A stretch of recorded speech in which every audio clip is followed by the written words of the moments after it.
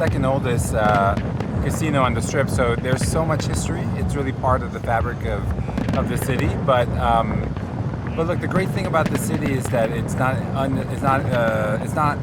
scared about reinvention, and I think it's in some ways poetic that it's going to make way for the next generation. So obviously, this is a wonderful place to put a baseball diamond and have an amazing venue for the city and the county and the state. So we're excited to do it.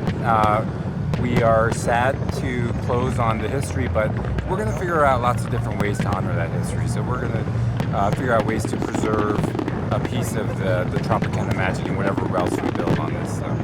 Well, it's a bittersweet moment for all of us that have time there. I was at the Tropicana for 15 years, so when we closed the property in April, that was a sad farewell for the building and all the team members that worked there. This is the final farewell to the building and the physical structure, so it's going to be emotional.